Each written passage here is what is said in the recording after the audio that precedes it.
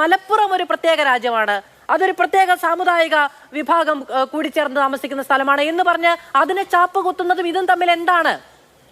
ഈ തീരുമാനമെടുക്കാൻ ശേഷിയുള്ളവരാണോ അവിടുത്തെ ശക്തമായ സാമുദായിക വിഭാഗം? ആണോ? അവർക്കും വിദ്യാഭ്യാസ സ്ഥാപനങ്ങൾ അനുവദിച്ചു കൊടുക്കുന്ന ആരാണ്? ഓരോ ദിവസവും രാവിലെ എഴുന്നേറ്റ് അവർ സ്വന്തമായിട്ട് ഒപ്പുവെക്കുന്ന, തുല്യം ചാർത്തുന്ന പേപ്പർ അനുസരിച്ചാണോ അവരോട് വിദ്യാഭ്യാസ സ്ഥാപനം തുടങ്ങുന്നത്? അല്ല, സർക്കാരാണ്. അപ്പൊ ആ സർക്കാരിനെയല്ലേ പറയേണ്ടത്? അല്ലാതെ അവിടെ ശ്വാസം കിട്ടുന്നില്ല, അവിടെ വേറെ രാജ്യമാണ്, അവിടെ വേറെ ലോയാണ് എന്ന് പറയുന്നത് എന്തിനാണ്? മാന്യപ്രേക്ഷകർക്ക് നമസ്കാരം. നിങ്ങൾ കേട്ടില്ലേ, മാതൃഭൂമി ന്യൂസിലെ ചർച്ചയുടെ ചെറിയൊരു ഭാഗമാണ് നമ്മളിവിടെ കൊടുത്തിട്ടുള്ളത്. വലിയ രീതിയിൽ മലപ്പുറത്തെ കുറിച്ച് ആരെങ്കിലും എന്തെങ്കിലും ഒന്ന് പറയാൻ കാത്തിരിക്കുക. ഇവിടെയുള്ള പ്രമുഖ മാധ്യമങ്ങള്, അതേപോലെ തന്നെ നമ്മുടെ കേരളത്തിലെ ഇടതുപക്ഷം, UDF, ഈ പറയുന്ന സകല ആളുകളും ചാടി വീണോളൂ. മലപ്പുറത്തിനെതിരെ ഒരക്ഷരം ഒരാൾക്കും പറയാൻ സാധിക്കാത്ത രീതിയിലാ നമ്മുടെ കേരളം ഇപ്പോ മുന്നോട്ട് പോകുന്നത്. വെള്ളാപ്പള്ളി നടേശ്വരി എന്ന് പറയുന്നത് ഒരു സാമുദായിക സംഘടനയുടെ നേതാവാണ്. അദ്ദേഹത്തിന്റെ സാമുദായിക സംഘടനയുമായി ബന്ധപ്പെട്ട വിഷയങ്ങളിൽ അഭിപ്രായം പറയാനുള്ള സകല സ്വാതന്ത്ര്യവും നമ്മുടെ രാജ്യത്തുണ്ട്. അദ്ദേഹം പറഞ്ഞതിനോട് ആളുകൾക്ക് വേണമെങ്കിൽ യോജിക്കാം, അതല്ലെങ്കിൽ വിയോജിക്കാം. ആ ഒരു വിഷയത്തിനേക്കാൾ അപ്പുറം നമ്മുടെ കേരളത്തിൽ ബോധമുള്ള സകല ആളുകളും ഗൗരവത്തിൽ ചർച്ച ചെയ്യേണ്ടത് മലപ്പുറത്തിനെതിരെ ഒരക്ഷരം ഒരാൾക്കും പറയാൻ സാധിക്കില്ല എന്ന ആ ഗൗരവകരമായിട്ടുള്ളൊരു വിഷയത്തെ കുറിച്ചാ. മലപ്പുറത്തിന് എന്താ കൊമ്പുണ്ടോ? നമ്മുടെ കേരളത്തിലെ മറ്റു ജില്ലകൾക്കെതിരെ അല്ലെങ്കിൽ മറ്റു ജില്ലകളുമായി ബന്ധപ്പെട്ടൊരു വിഷയം ഇവിടെ സംസാരിച്ചാൽ യാതൊരു പ്രശ്നമില്ല. അതേസമയം മലപ്പുറത്ത് നടക്കുന്ന യാഥാർത്ഥ്യങ്ങളെ കുറിച്ച് ആരെന്തു പറഞ്ഞാലും അതിനെതിരെ ഉറഞ്ഞു തുള്ളാൻ ഇവിടെ സകലരും തയ്യാറാ.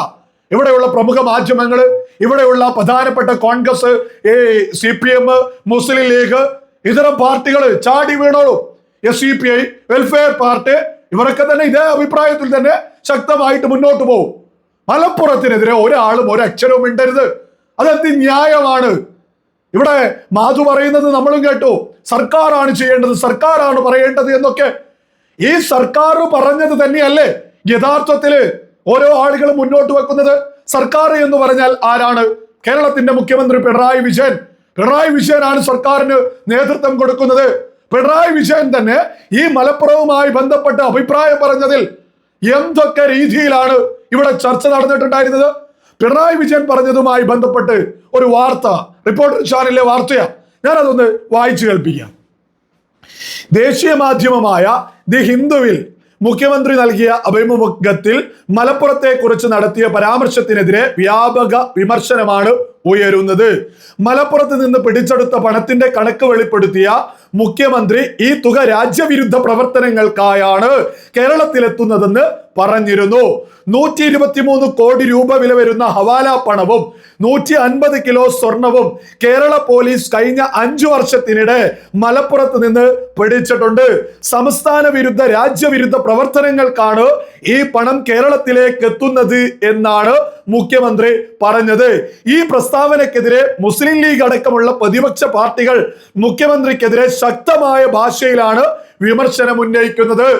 സകല ആളുകളും ഗൗരവത്തിൽ തിരിച്ചറിയണം.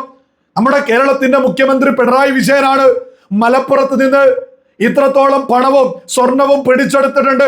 അത് സംസ്ഥാന വിരുദ്ധ, രാജ്യവിരുദ്ധ, ദേശവിരുദ്ധ പ്രവർത്തനങ്ങൾക്കാണ് ഉപയോഗിക്കുന്നത് എന്ന് പറഞ്ഞത് കേരളത്തിന്റെ മുഖ്യമന്ത്രി പിണറായി വിജയനാ.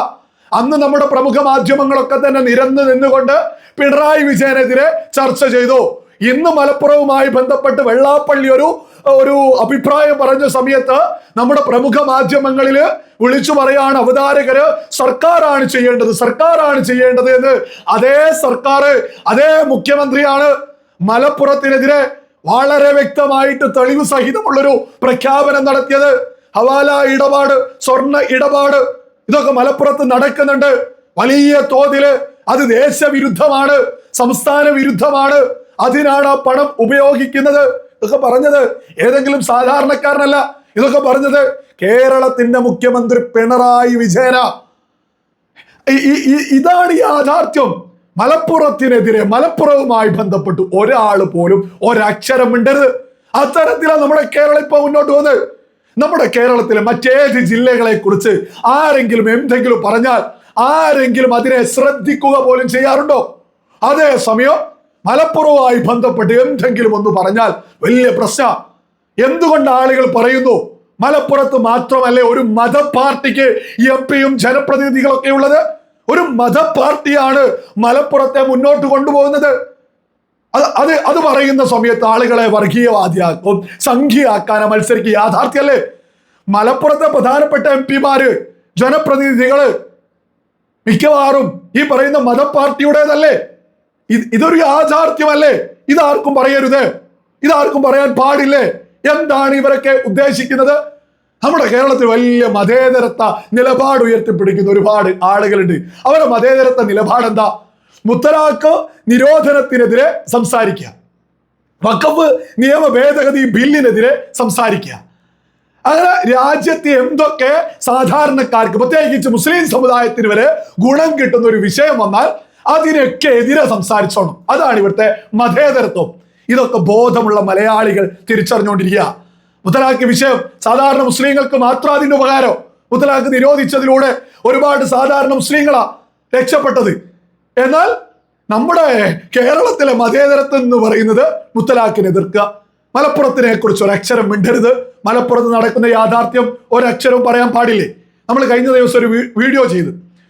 ഒരു മതപ്രഭാഷകന് 5ാമത്തെ പ്രസവം സ്വന്തം വീട്ടിൽ, മലപ്പുറത്ത് വാടക വീട്ടിൽ വെച്ച് നടത്തി യുവതി കൊല്ലപ്പെട്ടു എന്നുള്ളത്.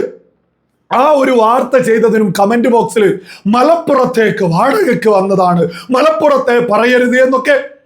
നമ്മളും പറഞ്ഞത് അത് തന്നെയാ, വാടകയ്ക്കാണ്, മലപ്പുറത്താണ് ഈ സംഭവം നടന്നത് എന്ന്. മലപ്പുറം എന്നൊരു വിഷയത്തെ കുറിച്ച്, ഒരു ജില്ലയെ കുറിച്ച് മിണ്ടിയാൽ ഇവിടെ ഉറഞ്ഞു തുള്ളാൻ ആളുകളുണ്ട്. യഥാർത്ഥത്തിൽ ഇവിടെ ആരാണ് പച്ചവർഗീയത ഉയർത്തിപ്പിടിക്കുന്നത്? ബോധമുള്ള ഓരോ ആളുകളും ചിന്തിക്കണം. കഴിഞ്ഞ കുറച്ച് ദിവസമായിട്ടുള്ള നോമ്പ് കഴിഞ്ഞിട്ട് ഒരു യാഥാർത്ഥ്യമില്ലേ? മലപ്പുറത്ത് മിക്കവാറും ഹോട്ടലുകൾ അടച്ചിടാറില്ലേ? അതാരെങ്കിലും പറഞ്ഞാൽ ചാടി വീഴും. അത് വർഗീയതയാണ്, അത് സംഖ്യയാണ് എന്ന്. ഒരു പച്ചയായ യാഥാർത്ഥ്യമല്ലേ? മലപ്പുറത്ത് മറ്റൊരു ജില്ലകളിൽ ഉള്ളതിനേക്കാൾ കൂടുതൽ ഹോട്ടലുകൾ മലപ്പുറത്ത് അടച്ചിടാറുണ്ട് എന്നുള്ളത് അതുപോലും ആർക്കും പറയാൻ പറ്റില്ല. ആ യാഥാർത്ഥ്യം ഒരാളും വിളിച്ചു പറയരുത്. കാരണം എന്താ? വർഗീയവാദിയോ സംഖ്യയാക്കും. ഇതൊക്കെ പച്ചയായ യാഥാർത്ഥ്യങ്ങളാണ്. ബോധമുള്ള ആളുകള് അത് വിളിച്ചു പറയൂ. അതിനെ വർഗീയവാദിയോ സംഖ്യയോ ആക്കിയിട്ട് ഒരു കാര്യമില്ല. ഈ പേടിപ്പിക്കലുണ്ടല്ലോ പ്രമുഖ മാധ്യമങ്ങളുടെ, അതേപോലെ തന്നെ മുസ്ലിം ലീഗിന്റെ, കോൺഗ്രസിന്റെ, CPM-ന്റെ മലപ്പുറത്തെ കുറിച്ച് ഒരക്ഷരം മിണ്ടരുത് എന്നുള്ളത്, അതൊന്നും നടക്കില്ല. പുതിയ ഭാരതത്തില് അതൊന്നും നടക്കില്ല. മലപ്പുറം ഒരിക്കലും മറ്റേതെങ്കിലും രാജ്യമാണെന്നോ അത്തരത്തിലുള്ള ഒരു അഭിപ്രായത്തോടും എനിക്ക് യാതൊരു യോജിപ്പില്ല. പക്ഷെ മലപ്പുറം കേരളത്തിലാണ്, ഈ രാജ്യത്താണ് എന്ന അടിയുറച്ച വിശ്വാസത്തില് മലപ്പുറത്ത് എന്ത് സംഭവിച്ചാലും മറ്റേത് ജില്ലകൾക്കെതിരെ മറ്റേത് സ്ഥലങ്ങളിൽ നടക്കുന്നത് പോലെ തന്നെ മലപ്പുറത്ത് നടന്നാലും വിളിച്ചു പറയും. കേരളത്തിന്റെ മുഖ്യമന്ത്രി തന്നെയാണ് മലപ്പുറത്ത് ഇന്ന പ്രശ്നങ്ങളുണ്ട്, ഇന്ന രീതിയിൽ സ്വർണം പിടിക്കുന്നുണ്ട്, ഇന്ന രീതിയിൽ ഹവാല പണം പിടിക്കുന്നുണ്ട് എന്നൊക്കെ പറഞ്ഞത് കേരളത്തിന്റെ മുഖ്യമന്ത്രി പിണറായി വിജയന. ആ പറഞ്ഞതിനോടൊക്കെ യാഥാർത്ഥ്യങ്ങള് അത് വെച്ചുകൊണ്ട് ബോധമുള്ള ആളുകൾ സംസാരിക്കും. അത് മലപ്പുറത്തിന് വേണ്ടി ഉറഞ്ഞു തുള്ളുന്നവർ എന്തു പറഞ്ഞാലും ഒരു പുല്ലുമില്ല എന്ന് അവരോടൊക്കെ പറയാനുള്ളൂ.